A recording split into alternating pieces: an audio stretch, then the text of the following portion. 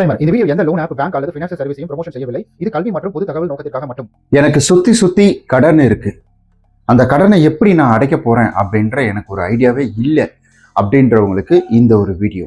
அதாவது இந்த வீடியோவில் நம்ம நிறைய பயனுள்ள தகவல்கள் அப்படின்றது பார்க்க போறோம். இதை நான் எப்படி சொல்லலாம் அப்படின்னு கேட்டிங்கன்னா, 9 வருடமா, அவ்வளோதான் 2026 வந்துடுச்சு, 9 வருடமா நான் இந்த ஃபீல்டில் இருக்கேன். ஒரு கடன் அடைக்கிறது என்ன மாதிரி, நம்ம சம்பாதிச்சு அடைக்கணும், அது ஓகே தான். ஆனால் நம்ம சரியான விதத்தில் ஒரு ஓட்டையில்லா பானையில் தண்ணியை ஊற்றினா மட்டும்தான் அந்த தண்ணி சரியாக நிரம்பும். அதை விட்டுட்டு நம்ம இந்த ஓட்டையான பானையில் நம்ம எவ்வளவு லட்சமாக கோடியாக சம்பாதிச்சு கொட்டினாலும் தண்ணியாக அதில் ஊற்றினாலும் அது கண்டிப்பாக அது ஃபில் ஆகவே ஆகாது. அதே போல தான் இங்கே உங்களுக்கு ஒரு கடன் அப்படின்றத சரியாக நீங்கள் தீர்மானிக்காமலும் சரியாக கடனை புரிஞ்சிக்காமலும் நீங்கள் கடன் கட்டணும், அந்த கடனை சீக்கிரமாக முடிச்சிடணும், நான் ஹார்ட் ஒர்க் பண்ணணும் அப்படின்னு நீங்கள் முழுக்க உழைப்பை போட்டுக்கிட்டே இருந்தீங்கன்னா நீங்கள் டயர்டு தான் ஆவீங்க. யோசிச்சு பாருங்க, இப்போ நீங்களே எவ்வளோ கடனை கட்டுறதுக்காக இப்படி பண்ணலாமா அப்படி பண்ணலாமா இந்த மாதிரி என்னென்ன விதத்தில் நீங்கள் யோசிச்சிருக்கீங்க. ஒரு சிலருக்கு மேபி அது சக்ஸஸ் ஆகிட்டு இருக்கலாம், இன்னும் ஒரு சிலருக்கு அது சக்ஸஸ் ஆகாமல் கூட போயிருக்கலாம். அப்போது சரியான விதத்தில் நம்ம ஒரு கடனை அணுகணும் அப்படின்னா அப்போ முதல்ல நீங்கள் எவ்வளவு கடன்காரனா இருக்கிறீங்க அப்படின்றத தெரிஞ்சுக்கணும். ஸோ நமக்கு எவ்வளவு வேணும், இப்போ எனக்கு இவ்வளவுதான் பசிக்குது அப்படின்னா நான் அவ்வளோதான் என் தட்டில் சாப்பாடை போட்டு வருவேன். நான் எனக்கு என்னன்னே தெரியாது, எனக்கு பசி எப்படி சாப்பிடுவேன், என்ன மாதிரி சாப்பிடுவேன்னு தெரியாது, ஒரு குண்டான் சோத்தை கொட்டிட்டு வருவேன் அப்படின்னா அப்படி நம்மளால பண்ண முடியுமா? முடியாது. அதே போல எனக்கு எவ்வளவு கடன் இருக்கு அப்படின்ற ஒரு நாலேஜ் உங்களுக்குள்ள வேணும். சரி, அந்த நாலேஜ் இருக்கட்டும். அடுத்தது நான் எவ்வளவுதான் சம்பாதிக்கிறேன் மாசம் அப்படின்ற ஒரு ஃபிக்ஸட் அப்படின்றது வேணும். நல்லா யோசிச்சு பாருங்க, இப்போ ஃபிக்ஸடாக ஒரு சம்பளம் இல்லாமல் நீங்கள் வாங்க ஏதோ நான் ஒரு சம்பளம் கொடுக்குறேன் நீங்கள் அப்படியே கண்டினியூ பண்ணுங்க அப்படின்னு சொன்னால் நம்ம அந்த வேலைக்கு போக மாட்டேன். யோ, நீ சம்பளமே தர மாட்டேன், என்னன்னு சொல்ல மாட்டேன், ஒரு கன்ஃபர்மேஷன் கொடுக்காம நீ பாட்டுக்கு வாங்க நான் சம்பளம் தரேன், மாதம் நான் ஒரு சம்பளத்தை போட்டு கொடுக்குறேன், அது அதிகமாக வரலாம் கம்மியாக வரலாம் அப்படின்ற மாதிரி ஒரு ரேண்டமாக உள்ள கொடுத்தீங்கன்னா எப்படி அப்படின்ற ஒரு கேள்வி நமக்குள்ளே வருது இல்லைங்களா? அதே சேம் கான்செப்ட் தான். ஸோ முதல்ல உங்களுடைய வருமானம், முதல்ல உங்களுடைய கடன், இது ரெண்டையுமே நீங்கள் தெரிஞ்சுக்கணும். அதாவது நீங்கள் மாத கணக்கில் நான் இவ்வளோ இஎம்ஐ கட்டுறேன், இவ்வளோ எனக்கு வருமானம் வருது அப்படின்றத தெரிஞ்சுக்கிறது கிடையாது. உங்களுடைய வருமானம் ஒரு வருடத்துக்கு எவ்வளவு வருது, உங்களுடைய சம்பளம் அப்படின்ற ஒரு கால்குலேஷன் வேணும். ஸோ அந்த கால்குலேஷன் இருந்தால் மட்டும்தான் உங்களால் இதை ஃபுல்ஃபில் பண்ண முடியும். அடுத்தது உங்களுடைய கடன் அப்படின்றது மொத்த தொகையும், ஃபார் எக்ஸாம்பிள் நீங்கள் ஒரு 5 லட்ச ரூபா லோன் வாங்கியிருப்பீங்க, 6 லட்ச ரூபா லோன் வாங்கியிருப்பீங்க, இப்போ கரெக்டாக கட்டி முடிச்சிருப்பீங்க, அதை கட்டி முடிச்சிருக்கலாம், இல்லை பாதி கட்டிட்டு இருப்பீங்க. இந்த மாதிரி சூழ்நிலை எதுவாக இருந்தாலும் அது உங்களுக்கு தெளிவாக தெரியணும். அந்த கடன் எவ்வளோ நமக்கு இருக்கு, டோட்டல் கடன் எவ்வளவு இருக்கு அப்படின்றது தெரியணும். இப்போ உங்களுக்கு டோட்டலாக ஒரு 5 லட்ச ரூபா கடன் இருக்குன்னு வச்சுக்கோங்களேன். இப்போ நீங்கள் என்ன பண்ணுறீங்க, உங்களுடைய வருமானத்தை ஒரு கால்குலேஷன் பண்ணுறீங்க. நீங்கள் இஎம்ஐ மட்டும் கால்குலேஷன் பண்ணீங்கன்னா அந்தந்த மந்த் உங்களால் எஸ்கேப் ஆகிட முடியும். அதுவே நீங்கள் உங்களுடைய வருட கணக்கில் இருக்கக்கூடியது இல்லை மொத்த உங்களுடைய கடனையே நீங்கள் கால்குலேட் பண்ணீங்கன்னா அதை அடைக்கிறதுக்கான வழி தெரிவிங்க. எப்படி சொல்கிறேன்னா, இப்போ உங்களுக்கு ஒரு 5 லட்ச ரூபா கடன் இருக்குது, டோட்டலாக நீங்கள் கால்குலேட் பண்ணி பார்த்தா ஒரு 5 லட்ச ரூபா ஒரு வருஷத்துக்கு கடன் இருக்குது. அப்போது உங்களுடைய வருஷம்ல மொத்த கடனே 5 லட்ச ரூபா இருக்குது. அப்போ வருஷத்துக்கு நீங்கள் உங்களுடைய சம்பளத்தை கணக்கு போட்டு பார்க்குறீங்க, 3 லட்ச ரூபாயில தான் இருக்குது. அதாவது வருஷத்துக்கு உங்களுடைய இன்கம் அப்படின்றது 3 லட்ச ரூபா தான். அப்போது இந்த 3 லட்சத்தை வச்சு உங்களோட கடனை அடைக்க முடியுமான்னு கேட்டிங்கன்னா முடியாது. என்ன பண்ண முடியும், நீங்கள் இந்த 3 லட்சத்தையும் மொத்தமாக எடுத்தால் நீங்கள் இதில் போடுறீங்க, அடுத்த வருஷம் 2 லட்சம், ஓகே அதில் 1 லட்சம் பாக்கி இருக்கும், நம்ம மொத்தமாக கடனை முடிச்சுட்டு நிம்மதியாக அக்கடான்னு இருக்கலாம் அப்படின்ற மாதிரி யோசிக்கிறதுக்கு கிடையாது. அந்த 3 லட்சத்தில் நீங்கள் உங்களை பார்த்துக்கணும், உங்கள் குடும்பத்தை பார்த்துக்கணும், உங்களுடைய எக்ஸ்பென்ஸ் இருக்குது, பைக் இருக்குது, இல்லை திடீர்னு ஏதாவது ஒரு ஆக்சிடென்ட் நடந்துச்சுன்னா அதை நம்ம சமாளிக்கணும். ஆக்சிடென்ட்னா கார் விபத்து, பைக் விபத்து அதெல்லாம் கிடையாது, ரேண்டமாக எல்லாமே சொல்கிறேன் நான். ஆக்சிடென்ட்ல என்ன வேணால் நடக்கலாம், உடம்பு சரியில்லாமல் போகலாம், இல்லை வேலை போகலாம். இந்த மாதிரி ஒரு தருணங்களே நீங்கள் முதல்ல அதை கவனிக்க வேண்டிய சூழ்நிலையாக மாறிடும். அதனால தான் எப்பவுமே சரி, நம்மளுடைய இயர்லி நம்ம எவ்வளோ சம்பாதிக்கணும் அப்படின்ற ஒரு நாலேஜ் நமக்கு வேணும். அப்போ நம்ம கம்மியாக சம்பாதிச்சுட்டு இருக்கோம், அப்போ நம்ம ஓடுற ஓட்டம் அப்படின்றது சரிதான், ஆனால் நம்ம சரியான பாதையில் ஓடலை அப்படின்றது.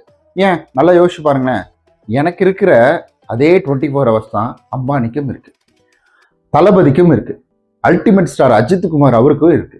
ஏன் இந்த உலகத்தில் எத்தனையோ கோடி பெரிய பெரிய செலிபிரிட்டியாக இருக்கட்டும், பெரிய பெரிய பொலிட்டிஷியனாக இருக்கட்டும், இல்லை பெருசாக ஆஸ்கார் வாங்கி பயங்கர டானாக இருக்கக்கூடியவங்க, இல்லை நேஷனல் அவார்டு வாங்கினவங்க, எவ்வளோ பெரிய ஆளவனா இருக்கட்டும், அவங்களுக்கும் 24 ஹவர்ஸ் தான். பட் அவங்க எவ்வளோ சம்பாதிக்கிறாங்க எனக்குன்றதை விட நம்ம எல்லாருக்கும் சொல்லலாம். அவங்க எவ்வளோ சம்பாதிக்கிறாங்க, ஒரு வருஷத்துக்கு அவங்க சம்பாதிக்கக்கூடிய பணத்தை எடுத்துக்கிட்டிங்கன்னா நம்மளாம் நிமிர்ந்து கூட இப்படி பார்க்க முடியாது, அந்த அளவுக்கு அவங்க சம்பாதிக்கிறாங்க. ஏன் அவங்க போற ரூட் அப்படின்றது வேற, அவங்க தேர்ந்தெடுத்திருக்கக்கூடிய பாதை அப்படின்றது வேற. அப்ப நானும் வந்துட்டு ஒரு தொழிலதிபர் ஆகிறேன், நானும் ஒரு சினிமாக்குள்ள போறேன், நானும் வந்துட்டு ஒரு மிகப்பெரிய ஒரு ஆஸ்கார் வாங்குற அளவுக்கு பெரிய ஆளா மாத்திக்கிறேன் நானே என்ன அப்படின்னீங்கன்னா அது உங்களுடைய தனித்திறமை. எப்பவுமே சரி, எல்லாரும் எல்லாம் சமம் தான். இந்த பூமியில மனுஷனை பிறக்க வைக்கும் பொழுதே கடவுள் எல்லா சம உரிமையும் கொடுத்துதான் இந்த பூமியில பிறக்க வைக்கிறார். ஆனா இதை எடுத்துக்கிறதும் எடுத்துக்காம இருக்கிறதும் நம்மளுடைய கையில தான் இருக்கு, நம்மளை சுத்தி இருக்கவங்களுடைய கையில தான் இருக்கு. முதல்ல உங்க கையில இருக்கு. எனக்கு இதுதான் வேணும்னு நீங்க போகும் பொழுது உங்களை கேலி பண்ணுவானுங்க, கேலி பண்ணுவான், கிண்டல் பண்ணுவான். நான்லாம் முத வீடியோ போடும் பொழுது என்னெல்லாம் வந்துட்டு என்னடா காமெடி பண்ணிட்டு இதெல்லாம் போயிட்டு வெக்கமே இல்லாம வந்து யூடியூப்ல பேசிட்டு இருக்கு அப்படின்னாங்க. ஏன் யூடியூப்ல எங்க அம்மா பத்தி திட்டினவங்களாம் இருக்கிறாங்க கமெண்ட்ல. இப்ப இல்ல, அது ஒரு 3-4 வருஷம் இருக்கும். ஆரம்ப காலகட்டத்துல அந்த மாதிரி திட்டினவங்களா இருக்காங்க. ஸோ அப்போல்லாம் 7 நாள் அப்ளிகேஷனை பத்தி பேசுவேன் நான். அவங்களுக்கு கேட்ட பதில் சொல்லல அப்படின்றதுக்காக இந்த மாதிரிலாம் வந்துட்டு பேசிட்டு போவாங்க. ஸோ இந்த மாதிரி மனிதர்கள் இந்த பூமியில இருக்கிறாங்க. அவங்கள்ட்ட இருந்து நம்ம ஓவர் கம் பண்ணி வரணும்னா முதல்ல அப்புறம் அவ்வளவுதான், முடிஞ்சிருச்சு. இந்த 3 விஷயத்த மட்டும் நீங்க சரியா ஃபாலோ பண்ணிக்கிட்டு இப்போ உங்களுடைய கடன் எவ்வளோ அப்படின்றத தெரிஞ்சுக்கிட்டீங்கன்னா உங்களுக்கு ஒரு ஐடியா வரும். ஷியோரா சொல்றேன். இப்போ இந்த ஐடியாவை நான் எக்ஸ்பிளைன் பண்ண போறது கிடையாது, இதை பண்ணுங்க அதை பண்ணுங்கன்னு சொல்ல போறது கிடையாது. ஆனா இப்ப நான் சொல்லக்கூடிய விஷயங்களை நீங்க பார்க்கும் பொழுது ஜஸ்ட் நீங்க வந்து அப்படியே எழுதுங்க. நீங்க எழுதும் பொழுது உங்களுடைய லைஃப்ல அது மிகப்பெரிய ஒரு ஐடியாவை கொடுக்கும். இதுல வந்துட்டு நான் ஐடியா சொல்ல போறேன் அப்படின்னு இதெல்லாம் கிடையாது. நீங்க அதை மட்டும் ட்ரை பண்ணி பாருங்களேன். ஷோரா கீழே வந்து நீங்க கமெண்ட் பண்ணுவீங்க, கண்டிப்பா பிரதர் நீங்க சொன்னீங்க, அதை நான் வந்துட்டு ட்ரை பண்ணி பார்த்தேன், நீங்க சொல்றது அப்படியே கேட்டேன், கடைசியில வீடியோவோட எண்டுல எனக்கு இவ்வளோ பெரிய ஐடியா அப்படின்றது எனக்கு கிடைச்சிது அப்படின்னு சொல்லிட்டு நீங்களே கீழே வந்துட்டு கமெண்ட் பண்ணிட்டு போவீங்க. அதனால நம்ம போற ரூட்டு நமக்கு சரியா தெரிஞ்சிருக்கணும். அந்த ரூட்டு சரியா தெரியல அப்படின்ற பட்சத்துல நம்ம பாட்டுக்கு கண்ணை மூடிக்கு நடந்து போவோம்.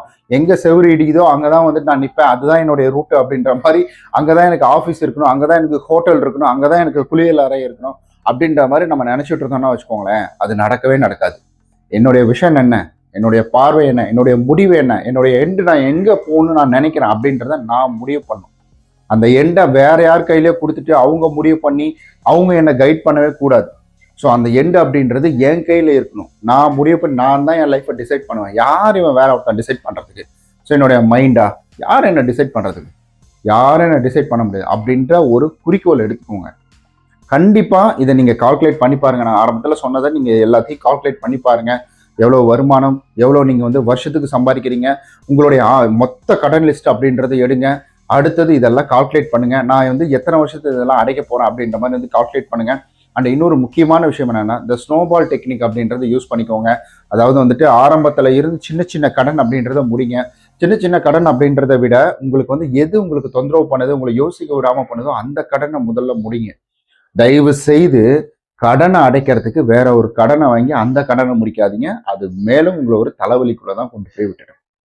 ஓகே காய்ஸ், இந்த வீடியோ தான் நான் பண்ணணும், உங்கள்கிட்ட பேசணும்னு நினச்சிட்டு இருந்தேன். ஸோ கண்டிப்பாக புரிஞ்சிருக்கும், பிடிச்சிருக்கும் அப்படின்னு நான் நம்புறேன். இந்த வீடியோ பிடிச்சா like and subscribe and comment எல்லாமே பண்ணிடுங்க. ஃபர்தராக உங்களுக்கு ஏதாவது கேள்விகள் இருக்கும், அப்படி ஏதாவது இருந்துன்னா கீழே கமெண்ட் பண்ணுங்க. ஒருவேளை உங்களுக்கு பெரிய கடனாக இருக்குது, அது வந்துட்டு என்னால் வந்துட்டு கண்ட்ரோல் பண்ண முடியாத கடனாக இருக்குது அப்படின்னா அப்போ நீங்கள் உடனே ஒரு நல்ல லீகல் அட்வைசர் அணுகுங்க, அட்வொகேட் அணுகுங்க. நல்ல லீகல் அட்வைசர், ஃபினான்ஷியல் அட்வைசர் அணுகி அவர் மூலியமா இதை இம்ப்ளிமெண்ட் பண்ணுங்க. எனக்கு பெருசா கடன் இருக்கு, இது வந்துட்டு என்னால் பண்ண முடியல, இல்லை எனக்கு சுத்தமாக ஐடியா எனக்கு வரல அப்படின்னா நீங்க வந்து லீகல் அட்வைசர் மூலியமா லீகலா நீங்க அப்ரோச் பண்ணும்பொழுது அவங்க உங்களுக்கு ஃபர்தரா கரண்ட்ல என்னென்ன டீட்டெயில் இருக்கோ அதை எல்லாத்தையும் அப்டேட் பண்ணுவாங்க. ஓகே கைஸ், நம்ம நாளைக்கு இது போல வேற ஒரு பயனுள்ள வீடியோவில் சந்திக்கலாம். அதுவரை எங்களோட இந்த விடைபெறும் உங்கள் விஸ்வநாதன். பாய்.